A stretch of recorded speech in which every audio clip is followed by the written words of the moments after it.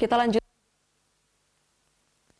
Syahrizal. Pak Syahrizal menyambung pernyataan dari Ibu Erlina tadi yang mengatakan bahwa vaksinasi ini bukan sebagai primary prevention dalam menanggulangi COVID-19. Lantas kita masih harus terus menjalankan protokol kesehatan 3M karena ini kita pun masih mempelajari karakteristik dari virus corona atau COVID-19 yang terus berubah-ubah dan bahkan bermutasi. Ini sebaiknya apa yang harus dilakukan agar masyarakat bisa terus meningkat kesadarannya terhadap bahaya COVID-19 sehingga tidak melonggarkan penerapan protokol kesehatan 3M. Iya, saya ingin menekankan bahwa situasi saat ini sangat berat ya. Artinya dunia 66 juta siap-siap pada bulan Januari 2021 kita akan masuk pada angka psikologis 100 juta kasus ya. Dan untuk Indonesia kita harus siap-siap pada bulan Februari akan mempunyai masuk juga pada status 1 juta kasus ya.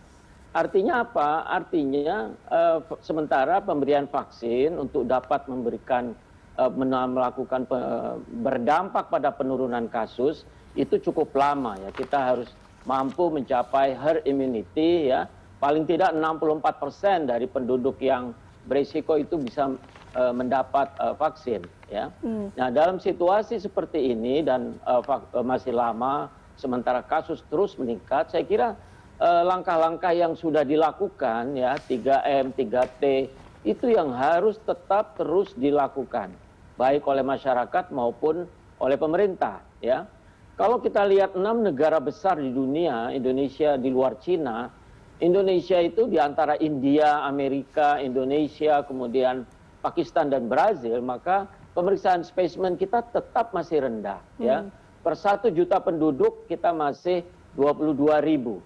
Sementara India dan Brazil yang status ekonominya hampir sama-sama kita mampu memeriksa 100.000 per 1 juta penduduk.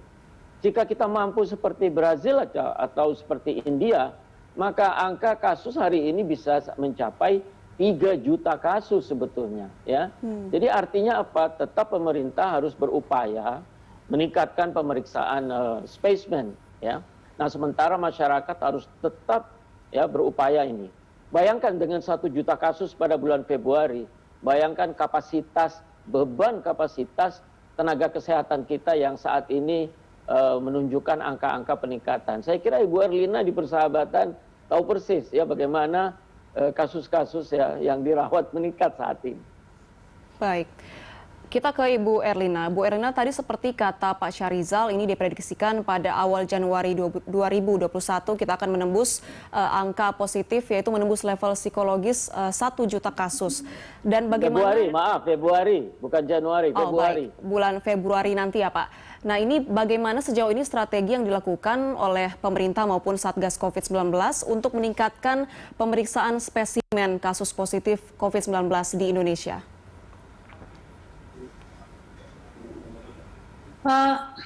Saya kira ini pemerintah harus mulai masif melakukan tracing. Kenapa?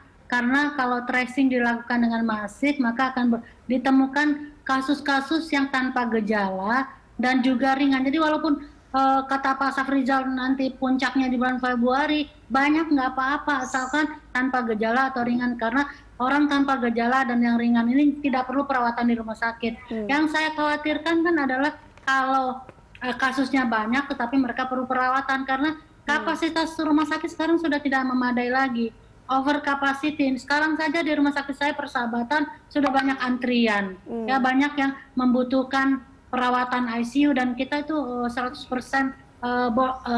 kapasitinya sudah beberapa minggu ini selalu untuk ICU 100% bed occupancy rate-nya. Tetapi kalau ruang isolasi biasa memang masih berkisar 70-80%. Tapi tetap saja ini suatu angka yang melelahkan buat tenaga kesehatan dan juga rumah sakit. Bayangkan dari Maret sampai Desember maraton nggak berhenti-berhenti. Ini bulan September FKUI sudah melakukan survei dan ternyata 70%-80% petugas kesehatan itu sudah burn out, sudah kelelahan. Dan kita tahu kalau kelelahan nanti akan stres, kalau stres maka juga akan jadi sakit atau tidak optimal dalam melakukan pelayanan. Jadi yang dirugikan adalah juga masyarakat dan pemerintah. Baik, ini seperti yang Ibu katakan barusan, pada para petugas kesehatan ini mengalami burnout, kelelahan, dan begitu pun dengan kondisi di masyarakat juga terlihat mulai jenuh menerapkan protokol kesehatan dikarenakan pandemi yang belum juga kunjung berakhir. Lalu apakah strategi yang disusun oleh pemerintah ataupun Satgas COVID-19 untuk mengantisipasi hal-hal tersebut untuk terjadi semakin panjang lagi? Ya, makanya dengan ada program vaksin ini akan memberikan sedikit angin segar, artinya mudah-mudahan dengan efikasi yang bagus, maka ini kan tujuan vaksin itu adalah mencegah seseorang jadi sakit ya, jangan sampai sakit dan jangan sampai meninggal.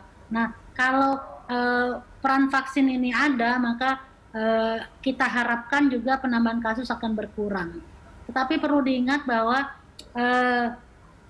jumlah vaksin yang saat ini ada itu belum memenuhi kebutuhan untuk Indonesia sebetulnya. Jadi tetap saja walaupun vaksin akan membantu, tapi protokol kesehatan tetap harus dijalankan. Kita masyarakat nggak punya pilihan ini. Kalau tidak dijalankan protokol kesehatan, sakit. Baik, kita akan lanjutkan pembicaraan kita usai jeda. Tetaplah bersama kami.